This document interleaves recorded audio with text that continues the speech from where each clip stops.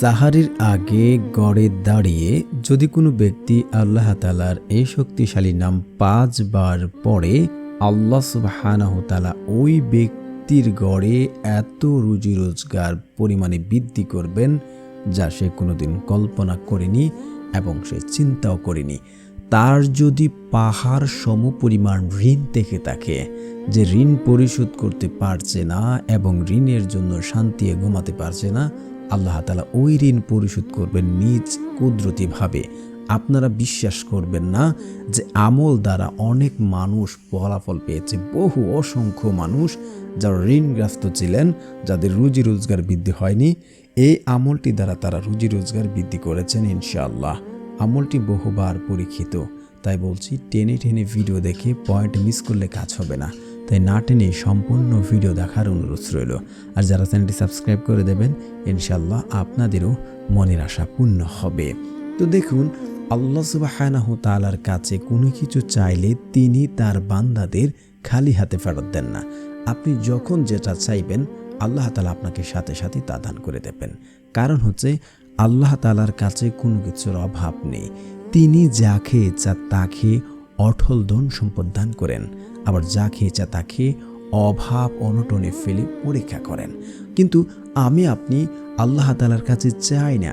যখন পরীক্ষা করেন আরও আমরা হতাশ হয়ে মানুষের কাছে বলে বেড়াই। কিন্তু আপনি জানেন, আজ হচ্ছে মাহে রমজান। এই মাহে রমজানে এমন কিছু গুরুত্বপূর্ণ সময়, এমন কিছু গুরুত্বপূর্ণ ক্ষণ আছে যে সময় দোয়া করলে সাথে সাথে কবুল হয়। আল্লাহ তাআলার কাছে চাইতে দেরি হয়, পাইতে এক মুহূর্ত দেরি হয় না।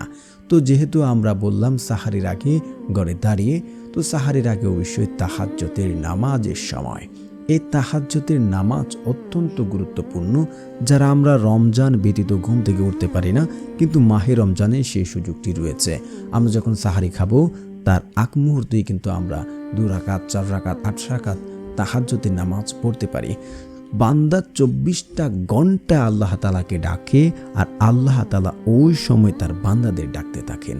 কে আছে আমার কাছে চাইবে, আমি তার চাওয়া পাওয়া পূর্ণ করব।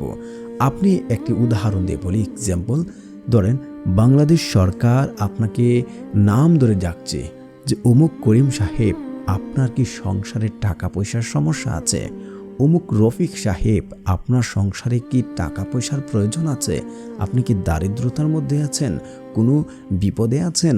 আমার কাছে বলেন, আমি আপনাকে অসংখ্য টাকা দেব, আমি আপনার বিপদ আপদ দূর করব। আপনি তো দৌড়ে গিয়ে সরকারের কাছে বলবেন, হ্যাঁ জনাব, আমার টাকার প্রয়োজন, আমি তো অভাবে আছি, বিপদে আছি। তো আল্লাহ সুবহানাহু তাআলা হচ্ছে সরকারের মহাবাদশাহ তিনি, আর তিনি আমাদের ডাকতে থাকেন ওই সময় যে কে আছে আমার কাছে চাইবে, আমি তাকে দেব।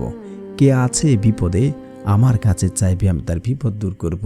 কে আছে অভাবে, আমার কাছে চাইবে, আমি তার অভাব দূর করব। কিন্তু ওই সময়টা আমরা অনেকে হয়তো ঘুমিয়ে কাটিয়ে দেই এবং উঠে কোনো রকম সাহারি খাই, বা অনেকে উঠলেও কী করি, আমরা মোবাইল ফোনে স্ক্রল করতে থাকি।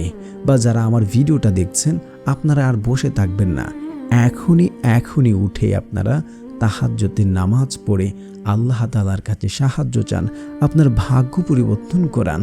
আপনি বলবেন, ভাগ্য তো আল্লাহ তাআলা আরও আগেই লিপিবদ্ধ করে রেখেছেন, তাহলে কিভাবে পরিবর্তন হবে?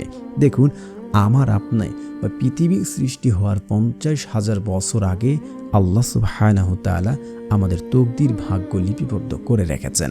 তবে এমন কিছু রেখেছেন যে আমরা আমল করলে, ভালো কাজ করলে আল্লাহ সুবহানাহু তাআলা আমাদের ভাগ্য পরিবর্তন করাতে পারেন। আপনার তিরমিজি শরীফের হাদিস 2139 নম্বর হাদিসটা একটু যাচাই করে দেখবেন যে আল্লাহ সুবহানাহু তাআলার সিদ্ধান্ত পরিবর্তন করতে পারে কেবল দোয়ায়।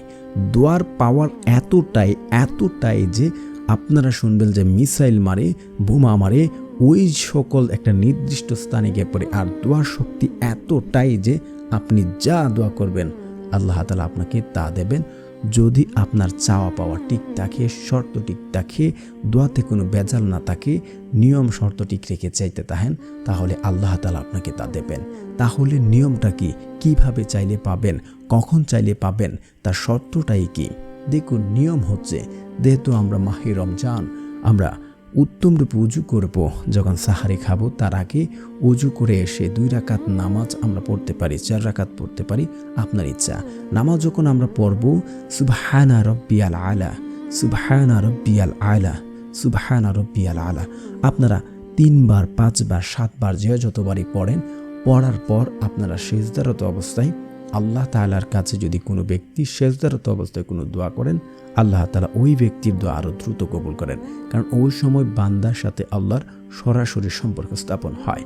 তো সিজদারত অবস্থায় যদি কোনো ব্যক্তি তার চাওয়া পাওয়া আল্লাহ তাআলার কাছে বলেন, আল্লাহ তাআলা ওই দোয়া কবুল করে নেন।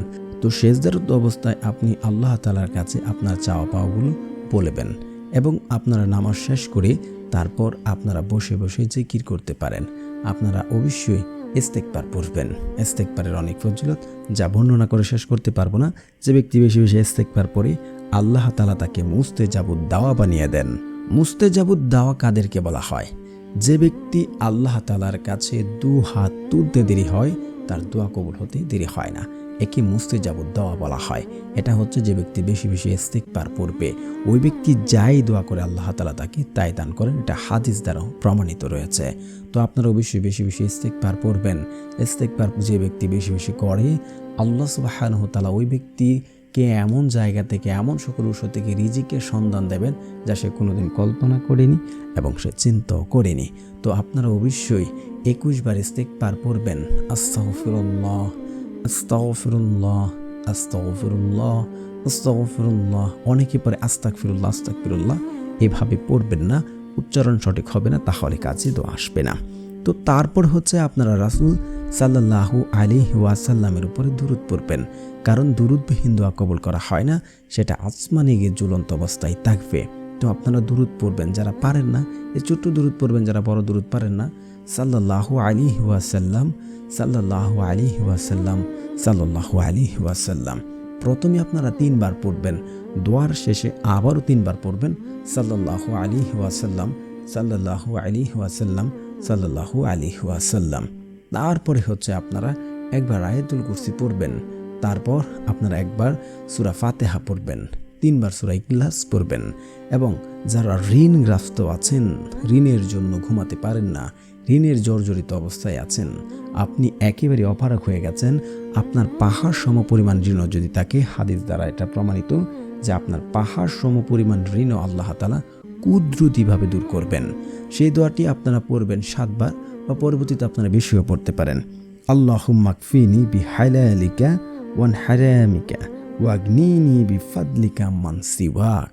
আমি আবারও পড়ছি, আল্লাহুম্মা কফিনি বিহালালিকা ওয়ান হারামিকা ওয়াগনিনি বিফাদলিকা মান সিওয়াক। এই দোয়াটি পড়ার পর আল্লাহ তাআলার এই শক্তিশালী নামটি জায়নামাজে বসে আপনারা পড়তে থাকবেন। আল্লাহ তাআলার সেই শক্তিশালী নামটি হচ্ছে, তো বন্ধুরা যারা চ্যানেলটি সাবস্ক্রাইব করবেন আপনাদেরও মনের আশা পূর্ণ হবে ইনশাআল্লাহ। আল্লাহ তাআলার সেই শক্তিশালী নামটি হচ্ছে ইয়া বাসিতু, ইয়া বাসিতু, ইয়া বাসিতু। যে ব্যক্তি এই নামটি পড়ে আল্লাহ তাআলার কাছে কোনো কিছু চাইবে, ওই ব্যক্তি রুজি রোজগার বহুল পরিমাণে বৃদ্ধি হয়ে যাবে। আল্লাহ তাআলার ওই ব্যক্তির অভাব অনটন দারিদ্রতা দূর করবেন। যদি সে একহীন রেখে বিশ্বাসের সাথে আমার দোয়া কবুল হবে, আল্লাহ শুনছেন, আমাকে দেবেন, এমন দৃঢ়তা, এমন বিশ্বাস নিয়ে যদি দোয়া করতে পারে, আল্লাহ তাআলা তার দোয়া কবুল করবেন।